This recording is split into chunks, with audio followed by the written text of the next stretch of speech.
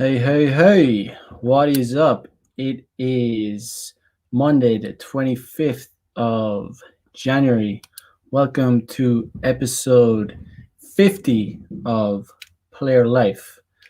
That's pretty crazy.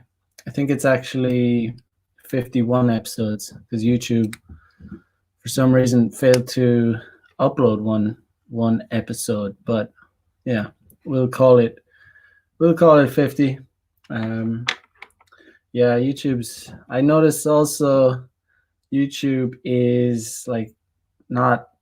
I don't know what's up, but they're not posting some comments. I get some comment notifications on the videos, and then when I click on it, the comment doesn't seem to appear. I don't know if I need to. I don't know if there's some setting or something. I need to have another look at it, but it's happened a few times. Um, yeah, so the shadow banning continues unabated, but it is what it is. Um, these are this is the world we live in. Um, yeah, but we'll ride it till the wheels fall off on YouTube until it becomes unusable.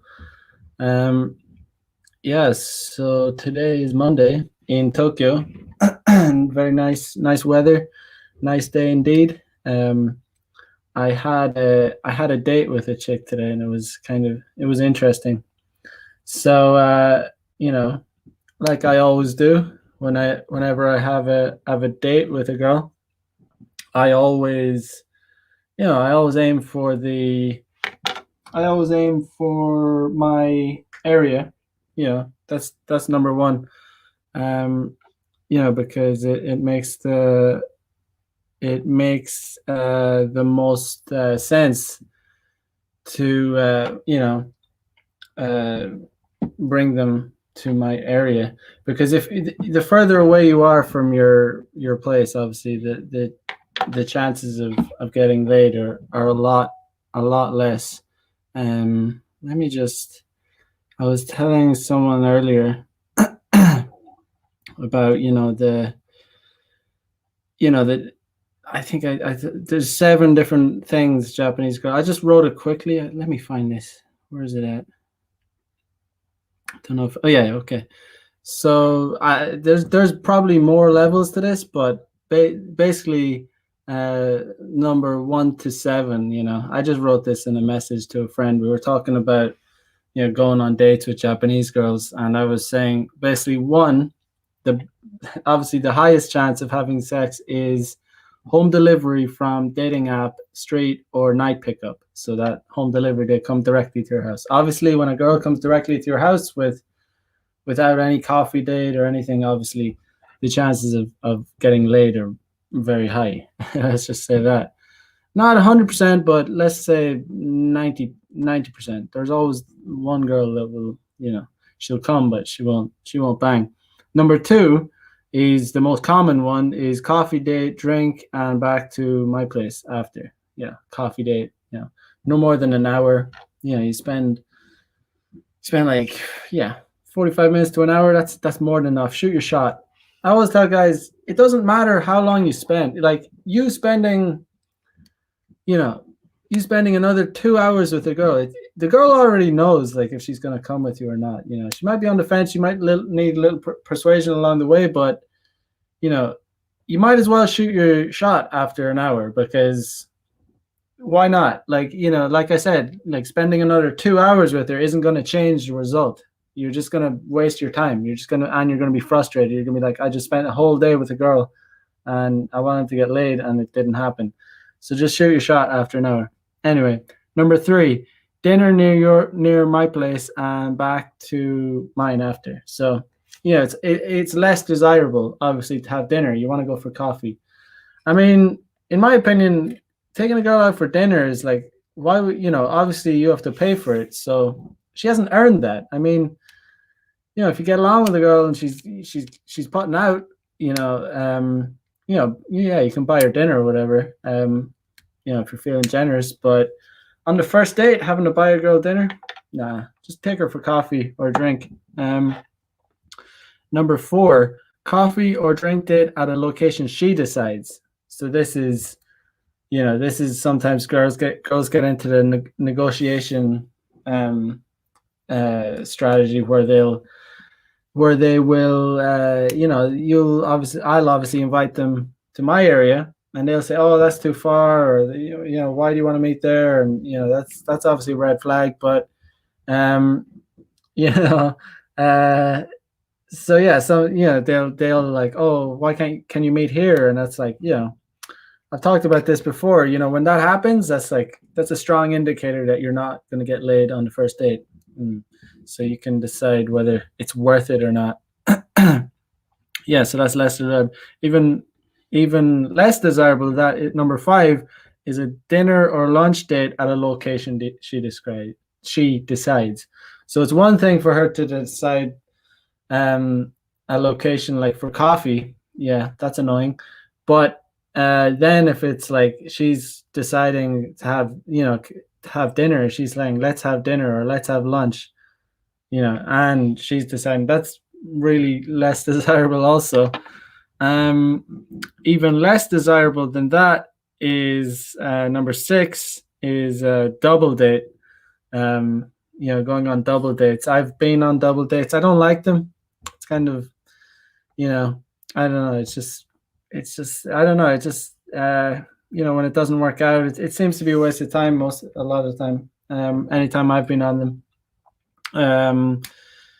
Because usually when you go on a double date, you're going out with two girls that are friends. So girls are all about, they just don't want to seem like, garden tools in front of their friends. So they're less likely to go home with you. You just a lot of time it will end up being a waste of time. You won't hear back from them.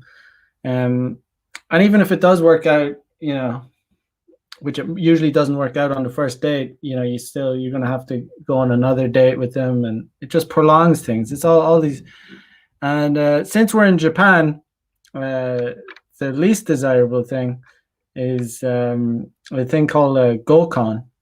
Gokons are these dates where I'm not even sure. I think it's like 3-on-3. It's like a double date, except there's three people. But that's basically what it is. But that's part of Japanese culture.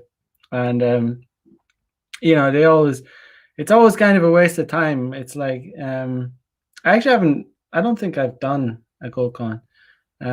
But, it's like pretty much like a double date, except there's three people. So there's no difference.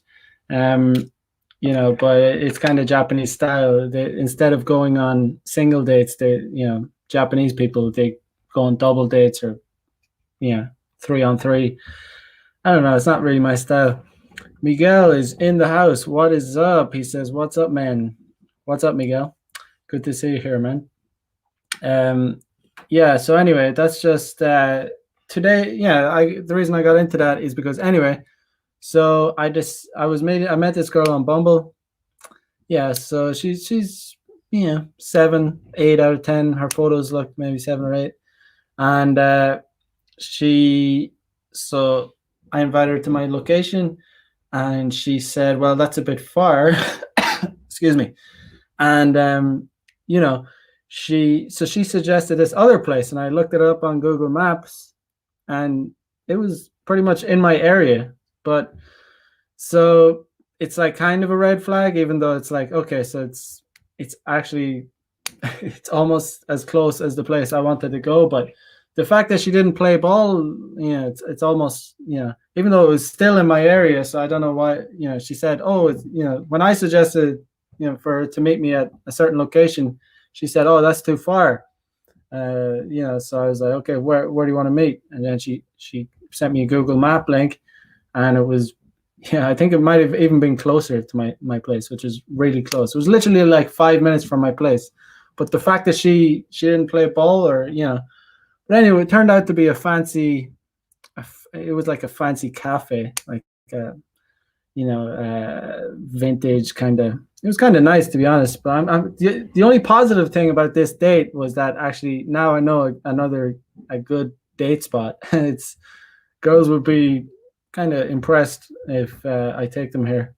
It's a good first date spot. That's the only positive. So that's the only positive thing I can take from this date. Anyway, went to meet the girl, and she comes out. I'm like, I went on time. I'm usually a few minutes late, but this time I was on time. So I sent her a message. I was like, "Oh, I'm outside," and then like 5 minutes later, I get a message saying, "Oh, I'm already inside." So I come in, and she greets me, and she's wearing a face mask, and that's kind of a red flag because it's already, we're in a cafe, so like, why, what are you doing wearing a face mask? And anyway, she was kind of awkward. I think the fact, I came in and I wasn't wearing a face mask. I knew immediately that that's why she was being awkward, and just immediate body language. She looked kind of surprised, but yeah, it just it just turns out that um, it turns out it was very stereotypical. This girl could speak English, and so we were speaking in English, but she had studied in America. She went to, her parents sent her over in high school and for university, and then she came back to Japan. So she had been in America for about 8 years. Man, it's so stereotypical. Like, America really soils these girls. When they come, this girl was just so different to Japanese girls. She just had this entitled arrogance about her, and not only that, she lived she lived in California for 8 years, so she had this obnoxious obnoxious attitude. And obviously she was looking down on me, even though I don't think she didn't criticize me directly for not wearing a mask, but she obviously started talking about the beer bug and how much of a problem it is, and just the whole atmosphere was very annoying. So I don't know. She was already there before me, so I didn't buy her anything. So I just got some food and a coffee, and I just basically was talking away to her. And when girls when girls are being obnoxious to you and being rude and having kind of a they're kind of looking down on you, the only thing you can do is cut them down. You have to nag them. You have to nag them hard, and that's what I did. So she's being kind of and she's bringing up all these progressive talking points, none of which I'm initiating. I'm not starting any of them. So she's saying she's so glad that the fascist Trump has been removed from office, and it's just very, very stereotypical to think. And I said, how is he a fascist? This is a very simple question. By the way, she brought that up, not me. Didn't talk about, she said it. But I said, how very simple question. How is he a fascist? How is he a racist? And she said, well, he just never has any evidence. And I said, what do you mean evidence? What evidence? And then she said, well, he wanted to ban Muslims from America. And I was like, well, what do you mean? What evidence? And she just couldn't answer it, and she started saying, well, why are we talking about politics? And I was like, well, you brought it up. I didn't bring it up. So but this date was about 30 minutes max, and I think the only reason I stayed as long as I did is because I had food and I had a coffee, and that took like 10 minutes to come. But I don't know. Anyway, I kind of had fun at the same time, kind of nagging her. I was like, the first thing she was saying was, when she told me she had been in America for 8 years, and I said, well, if you've been in America 8 years, how come your English is so bad? Because her English, and that might sound snobby or something, but her English was terrible. Like, she could communicate, but for being in America for 8 years, I couldn't understand some of the things that she was saying, and she couldn't really explain it. She couldn't really explain it. I actually didn't know what she was talking about sometimes. I didn't know what she was trying to say. It wasn't really making sense. And Just the second thing that comes to mind, this is after her being rude, being rude, being condescending. She was like, she said, "Oh, I need to." Oh, what was she saying? She said she had bad. She said, I said, do you play any sports? Normal, date question. You do any sports? And she was like, well, I do muscle training. And this guy, I just said to her, well, why do you look so skinny and weak? And she was like, she didn't laugh. She didn't like, I mean, but this girl, yeah, she was really skinny and weak looking. So I don't know what she was talking about doing muscle training. It was so like definitely not muscly. And that's a good thing. I mean, I don't want girls to be muscly. I'm not a fan of muscly girls. Like fit girls, girls that are athletic, but not too athletic. I mean, it's really not, you want a girl to be reasonably fit, but yeah. I'm not keen on girls lifting weights, to be honest. I'm kind of suspicious of guys that like ripped girls. Well, kind of, I'm very suspicious of guys that like girls that have actual like muscle, UFC fighter type stuff. Not my style. It's a masculine trait for a woman to have, muscles. It's not feminine. That's just my opinion. But know your worth in the house. Hey, what's up, guys? Jumping into the car in a sec to go to work. I'll be listening. Good stuff, man. Stay safe. Don't crash. Yes. So that was today. But basically when I finished my food, and like I knew, the fact that she was wearing the mask was just a giveaway that I'm not getting laid. Like she took it all, like she'd pull it down to sip her coffee and then pull it back up. So obviously I'm not getting laid. Obviously she's like, she was putting like unnecessary distance between us. So I was basically just eating my, and kind of nagging her, having fun with it.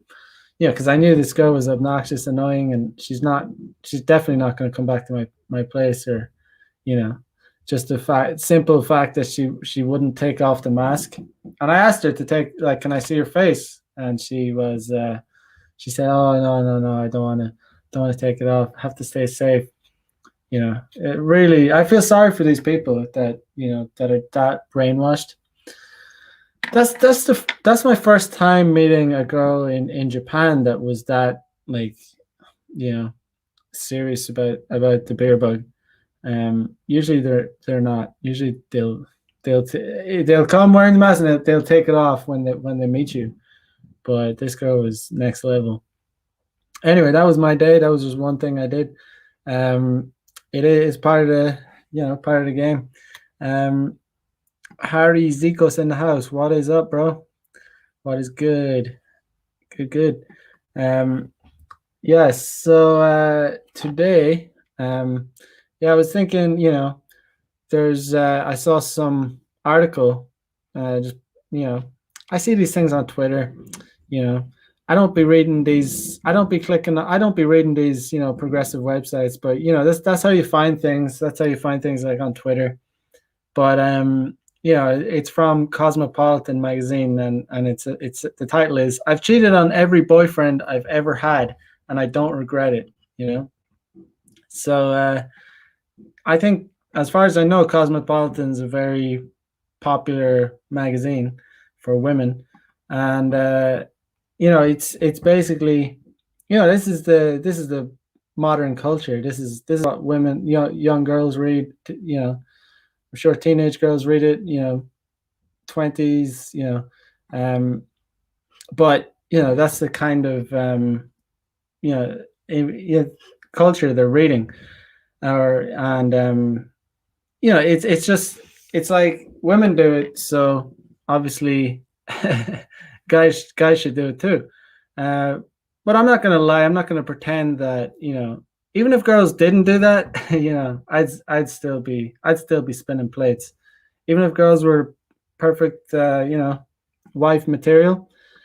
I'm not going to pretend that I would be, this innocent guy and just be a trad con, stay, family man, not spinning plates. I'm always going to be like that. It's in male nature to spin plates. Like it's in not spin. It's in male nature to spread the seed. It's in male nature to want to sleep with as many women as possible. And I just kind of roll with the punches. I just roll with the flow. I just roll with the. It's like I'm in the stream. I'm in the river of life, and I'm just rolling that. Flowing down the stream. I'm not gonna fight. That my nature. And guys shouldn't. They don't need to. Why? Because girls are doing it. And not only that, but they're just it. They're pushing that agenda. But anyway, let's have a look at it. See what it says. Um,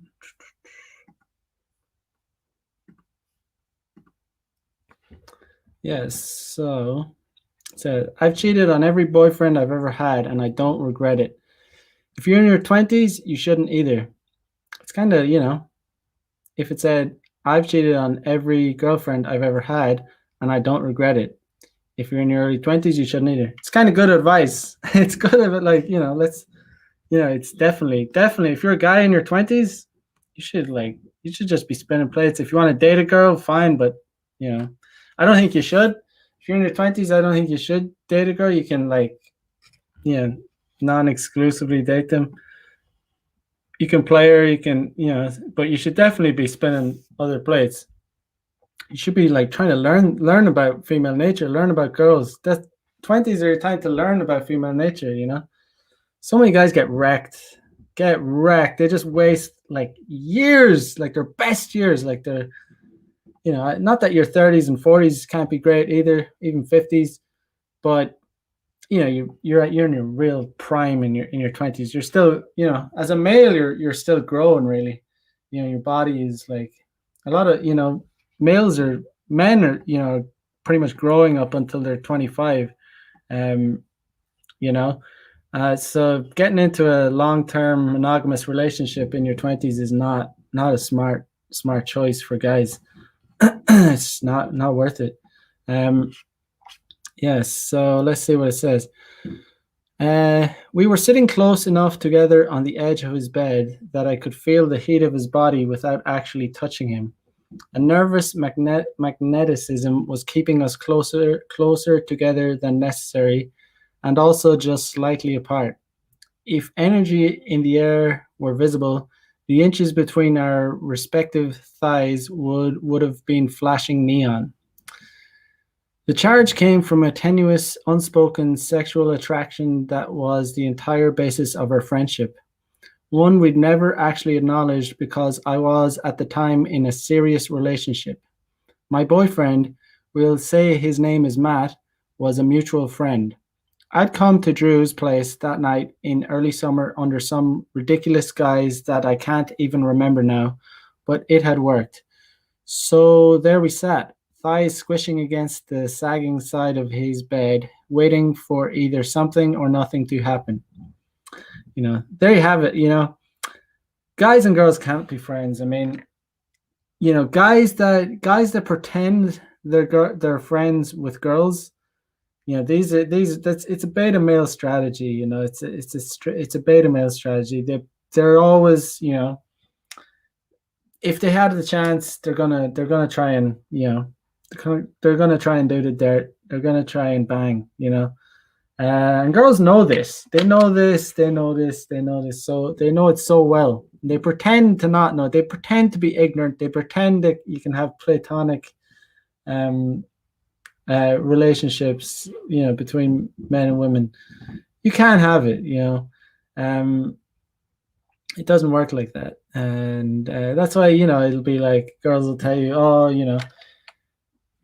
oh, he's, I'm just meeting a friend, and is it a guy or a girl? Oh, it's a guy, okay, yeah, a friend. It's like, she's using him for free attention, and he's like hoping to, like, he's hoping to do, oh, he's gonna get, get his chance sooner or later. Anyway, continues. Um, before you hate, excuse me, before you hate me for what comes next, you should know something. I hadn't felt my body heat up like that in months. Matt and I had sex every day, sometimes multiple times a day, for the first 2 years of our relationship. But by that humid night in early June, we'd stopped. Not entirely, but enough so that he could look at me before we fell asleep and tell me the exact number of days it had been since we'd fucked. There you have it. I mean, when if you have sex with someone every single day for an entire year, not even an entire, even like, listen, if you have sex every single day with the same person, I don't care how hot they are, you're not going to have much libido for them after that. It's just, it's going to, your attraction to them is just going to diminish. It's just nature, it's like sex is like a drug. Like the more you do it, the same person, the effect, the aphrodisiac, it lays off. It gets weaker and weaker. That's just my opinion, and I think it's pretty valid opinion. I was 21, so when I started feeling an aversion to having sex with my boyfriend, I thought, these are my horniest years. Something must be wrong with me. I considered seeing a therapist to try and fix myself. It hadn't yet occurred to me that maybe I didn't want to have sex with my boyfriend because of who he was. The way he kept track of the days since we last had sex felt more like a threat than a concern. There you go with the like trying to, I don't know. Just I don't know. It's all about selfishness. Obviously guys wanna have sex. I mean, well, if you're not getting sex, then what's the point in being in a relationship? But yeah, it's just kind of solipsism. Females put themselves first, But yeah, she is right. Your 20s should be your horniest years. So, but even in your 20s, if you're having sex with the same person like every single day for an entire year, yeah, by the end of that year, you're not really going to be. You're not going to be that excited to do it again with with the same person. Like I always say, you could be dating a 10, you could be dating a 10 in your eyes when you start dating, and by the end of a year of having sex every single day with that 10, you'll be more attracted to the 6, in the convenience store, the cashier, guaranteed, And at that time, I didn't yet know the difference between loving someone and just needing to hold on to them. This is not an excuse to lie to someone you've said, I love you too. But it's what was flashing across the ticker tape of my brain in the moments before what happened next on Drew's bed. Someone touched the other first, and then mouths were on each other and hands were moving so fast they grabbed at clothes and skin with the same urgency. Yes, so she cheated. She has had sex with her boyfriend's friend. Yeah, it happens. Yeah, I mean, if that's like it's not only, yeah, if you have sex with your friend's chick, yeah, you deserve a beating. Like a serious base. So disrespectful. Obviously the girl is just as bad, but um when it's a different case. It's a different case if if your girlfriend, if you're dating a girl, she cheats with some random guy that has no connection to you. That guy is like innocent in my opinion. He's not connected to you. He has no loyalty to you. He doesn't give a shit about you. He's not doing it to spite you. He's just doing it to have sex. He's just a dude. He's just trying to spread the seed. It's in his nature. It's a different case though. So the girl is the guilty party. And a lot of time guys go to jail, or guys maybe not go to jail, but they get and go and try and beat up the guy that sleeps with their girlfriend. In my opinion, that's almost like it's almost like cuck behavior. It is in a way because you're not punishing the guilty party. The random dude that has no connection to you, doesn't know you. He's just trying to get laid. But your girlfriend's the one that is cheating, so she's the guilty party. She's the one that needs not even punishment. You just break up with her. But obviously, in the case where if your friend, your best friend, your guy friend, you sleeps with your girlfriend, yeah, you beat his ass, and you break up with your girlfriend immediately. But anyway, it continues. We were horizontal, half dressed, and damp from the heat and our nerves before my phone buzzed us back into reality. That was that was the first time I ever cheated on a boyfriend. Oh man, this reminds me of a time when I was in, yeah, it was in Japan, and I met this girl. Met her in a bar, I think. Met her in a bar, and got her number, and yeah, arranged a date with her, and she came. What did we do? Yeah, I told her to come to my station. I met her at my station. I told her I was going to cook dinner. I just told her let's have dinner. I didn't say where I was going to cook dinner, and I met her at the station, and I had like a bag of groceries, and I just walked her back to my place. That's a technique I've used quite a bit. Anyway, so I brought her back, and this chick, she actually turned out she was engaged, and she was 21. Turned out she was engaged to this like he was in his 30s, but he was a professor of math or something. He was a British guy, engaged to this 21-year-old Japanese chick. And I didn't know the guy. I've no loyalty to that guy. I'm just trying to get laid. I didn't. Oh, there's this hot girl. I'm gonna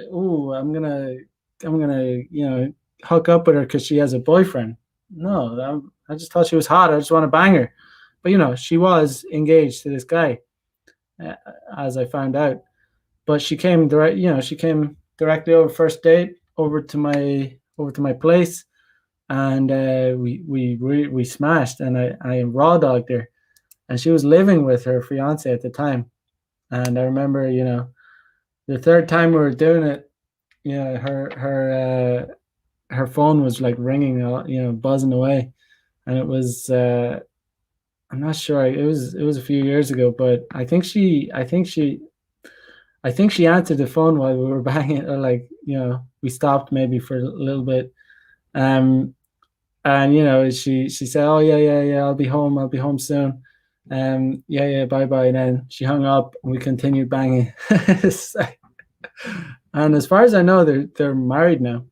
Yeah. But this is the reality. This is what girls like her.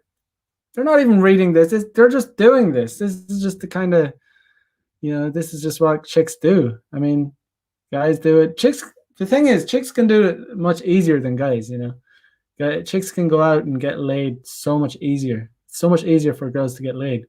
But guys want to do this, more than girls in a way.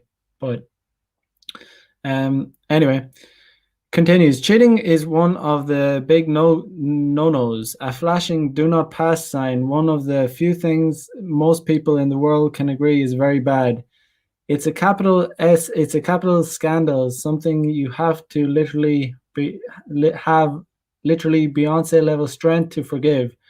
And I would know. I saw one of my parents do it to the other, and now, because of that, they are no longer married. Yeah, broken homes, but anyway, still, knowing this, I've cheated on all three of my serious boyfriends. I'm not completely morally bankrupt, and I feel bad for lying, even if the lie only lived for a few days or weeks until I broke up with each guy. But I don't regret each instance of cheating. Not really, because although they were all very different, each experience taught me crucial things about myself and my sexuality in my early 20s. Yeah, well, the thing is, a lot of girls cheat and don't actually. They may not have they don't even intend to break up with their boyfriend. They just want something. They just want some more spice in their lives. They're still maybe emotionally attached to their boyfriends. I know there's the idea out there that girls like cheat for different reasons. They cheat for you know because they're not emotionally attached to your boyfriends anymore. That may be largely true, but there's still girls out there that cheat just for pleasure. They just want to get fucked. They just want to have a good time. They just want to get you know, just want to get dick down. Like you'd be surprised about how many girls like would do that. Um, so they do it even though they have a boyfriend. They have a boyfriend. They might love him or whatever. Whatever. Um, but they just want to get some Chad dick. I'm actually, to be honest, I'm banging a girl like right in one of my plates is like that right now. And according to her, she doesn't want to break up with him, like, and she's no reason to lie about it. Um, she just comes around like whenever I call her, and she'll yeah, she'll do the deed. And she said she's down for a threesome. We try and make that happen. I need to find another girl that right now I don't have any other girls that are down for the old threesome, but it's pretty easy. I'm sure I'll do it pretty soon because once you have one girl that is down for a threesome, it falls into place. It's usually pretty easy. Yeah. So that'll be something fun. Um, but yeah, it continues. The frenzied grabbing and kissing on Drew's bed that night, for instance, didn't immediately reveal to me how badly I needed to break up with Matt. But it did show me that my sexuality hadn't dried up, like I was worrying it had. I was still capable of feeling tingly and wild, and the urge to squeeze my body so close to someone else's that the only logical answer is to be inside each other was still there. Over the coming weeks, I noticed how not there that feeling was with Matt, how it had never really been there at all. It wasn't me that was broken, it was our relationship. And I think it would have taken me so much longer to realize that if I'd just walked out of Drew's room that night. Um, yeah. Uh, yeah, so, um, chicks that's kind of brutal for guys, I think. For me, if a girl, my ego is kind of invested in, I want to be the Chad guy, right? I want to be like the guy that delivers the like solid good sex. So if I was dating someone and I found out that she she cheated because the sex wasn't getting her off. That would be more hurtful to me than it would be if she was like, oh, I'm just not emotionally attached to you anymore. I just, that's the reason. It would be more. There would be more of a sting, way more of a sting if I knew it was like, oh, she's not, can't get her off. But she's just not attracted to me, or I'm not, if the sex just wasn't good enough for her. That's worse. I think most guys would be like that. I think they would. Their ego wouldn't like that at all, and that's what she's saying right here. You know, she's just brutally honest. She's saying like, she has no, doesn't get off with her boyfriend. She needs to get like rough, get thrown around the room. Her boyfriend was probably having this soft, sloppy sex with her. Probably wasn't like dicking her down. Obviously, after a year, you might have been doing it at the start, but by the end of a year, you probably got lazy. Yeah, but it's savage. So it continues. So I don't really think cheating is a capital offense, not when you're young and still trying to learn how your heart and body work. I think about the way my grandparents, who are in their 80s and still happily married, talk about their early relationships and how much more laid back they were than any of mine. They talk about going on dates in groups of people and attraction that felt like popcorn in a hot pan, quick and random. Things were casual and open until they were very serious. That's not really how people date anymore. And so instead, some people cheat. Yeah, so um yeah, I think especially for guys, they can they can become emotionally attached to their girlfriend. They'll have both at the start when they're dating. They'll be physically and then they become emotionally attached and they become simps, and they just start getting into this relationship, and over time they'll lose the sexual attraction. To be honest, quicker than a lot quicker than you think.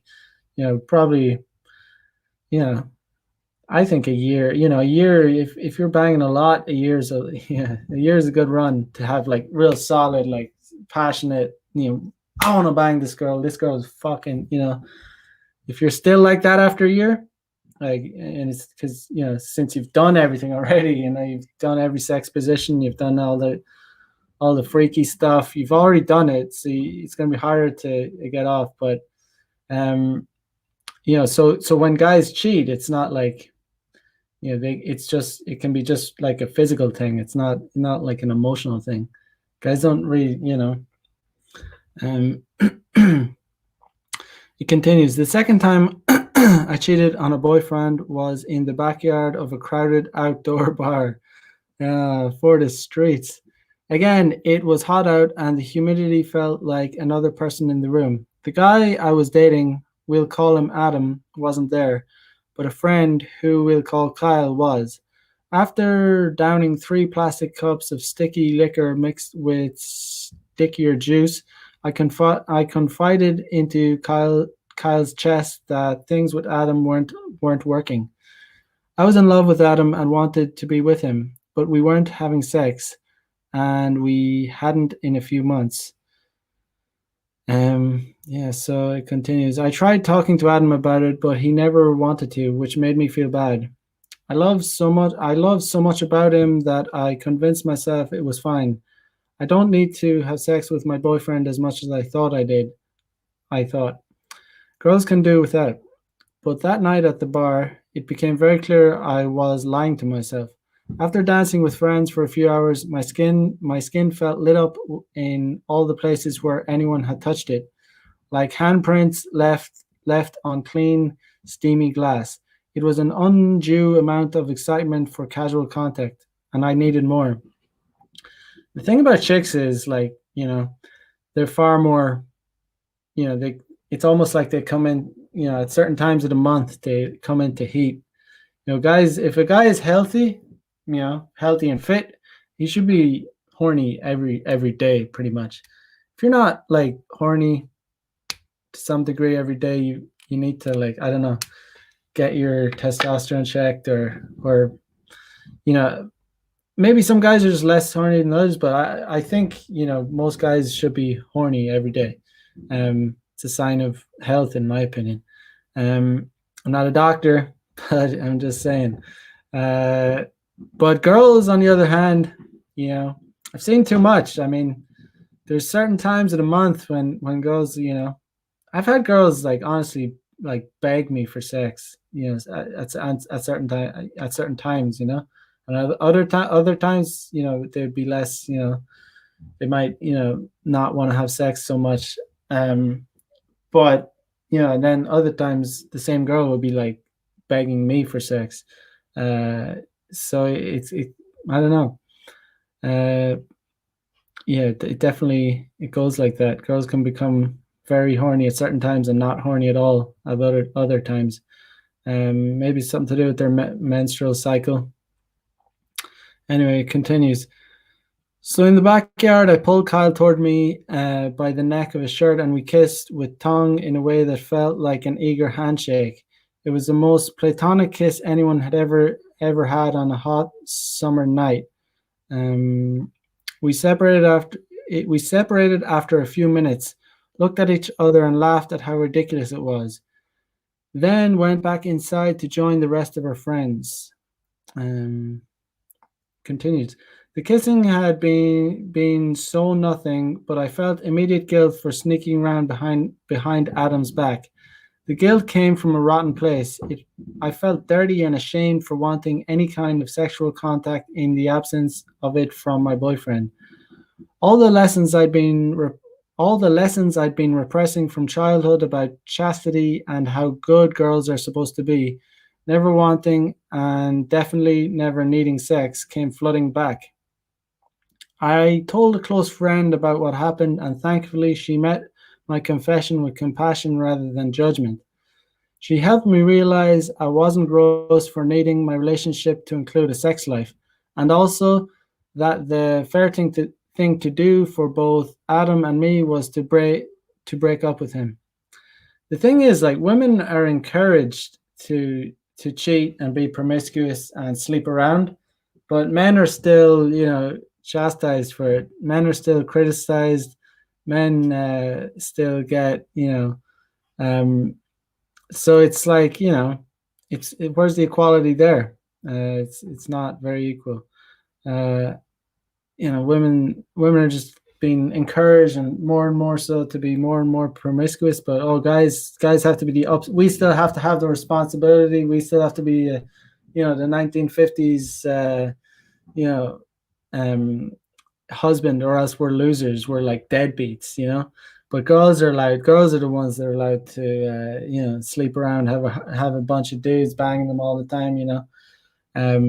Cheating on their boyfriends, on their husbands, doing all this. But if a guy does, oh, he's a scumbag. He's a deadbeat. He's a loser. He's a fuck boy. They don't call guys that are getting a lot of ass players anymore. They call them fuck boys, to take them down a few pegs. Because a it's what's it called? Yeah, it's a compliment. I mean, it's a compliment. If someone calls me a player, I am. Yeah, I am. Good stuff. It's like it's like when the police call these gangsters, these thugs on the streets. It's like the thugs that are running drugs and stuff. They're like, yeah, I'm a thug, motherfucker. Yeah, you know what I mean? They're like, it's like a compliment to them. But you get the point. Anyway, it continues. We ended it within a month, and I cried about it every day for a week. Then then got physically ill and spiked 103-degree fever. When I told my doctor about what had been going on, she told me that sometimes people get sick after getting through a significant stressful event, like how college students always get the flu after finals. Like, I'll be honest, guys, like, you know, simping is dangerous. Like, being a simp in a relationship actually makes guys sick. I'm dead serious. I mean, it's actually like, if you fall in love with a girl too much, like, it's not good. It's not a good thing. I know this guy, man. I don't know. It's crazy, but he was he I wouldn't call him a friend now, but it was let's just say an acquaintance back in college, and he was dating this girl that was, anytime you saw them together, you just know she didn't really like the guy. I don't know why she was really dating him, but anyway, this guy was, I think he was ridiculously in love with her. It was so one-sided, and you could just tell from the body language. But this guy was such a simp, really blue pill, and she ended up breaking up with him, and it's crazy, but he got really sick after. He actually got cancer after, and it sounds crazy, but personally, I don't think that's like a coincidence. I think that had something to do with it. Like, when you become like a super simp, um, and you get super emotionally invested in someone, and they take it away from you. That's why you should never become too emotionally invested with chicks. You just shouldn't. You need to put yourself first. Um, you really do.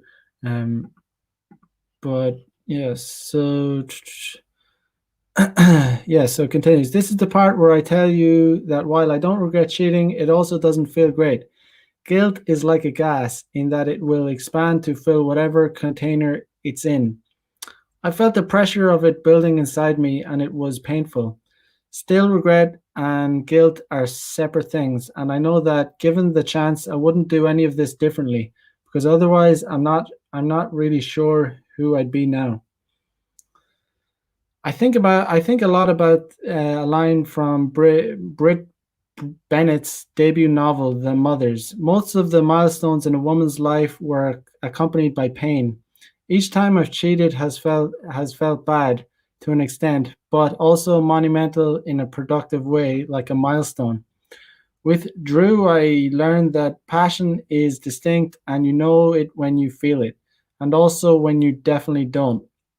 With Kyle, and then the help of my compassionate friend, I learned how necessary sex is in loving someone, or at least for me.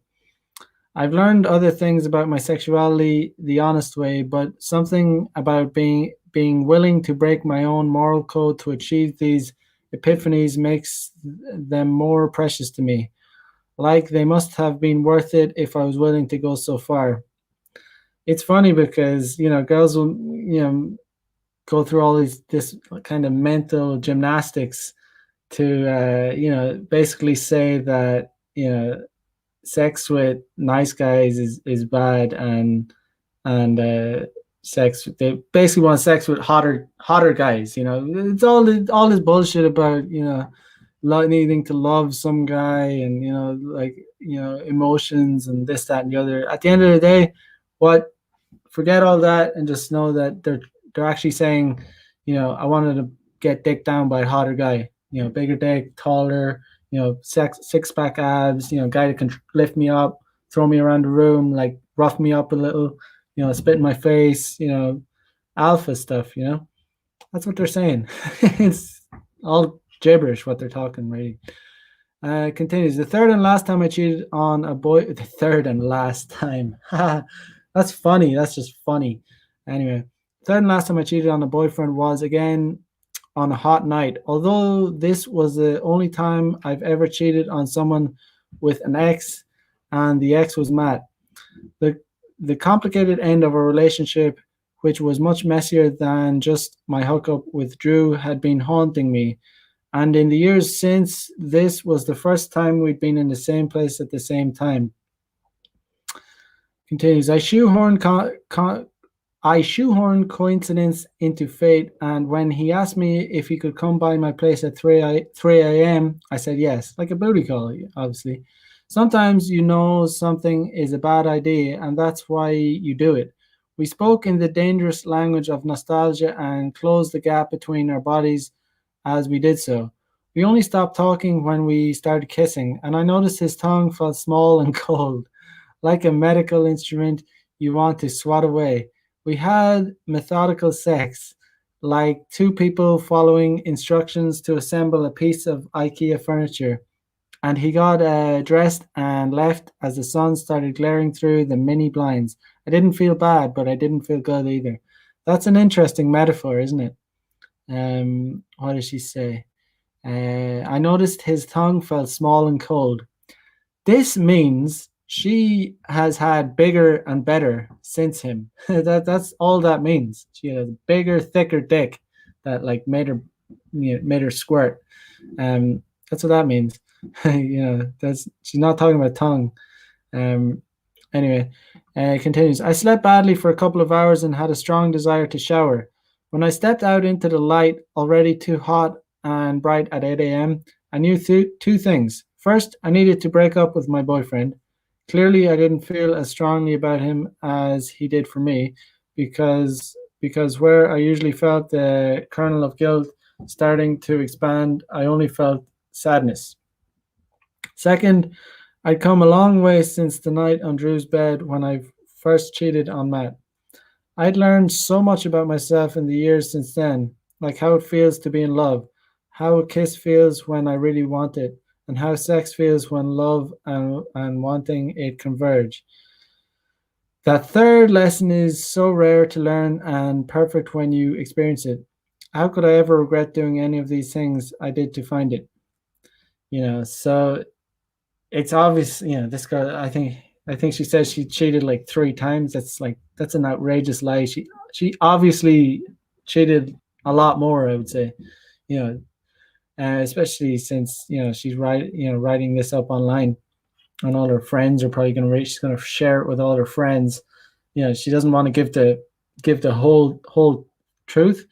So it's that's what that is. But it's just it's just interesting to share that because it basically society, pop culture, is women are getting encouraged to cheat.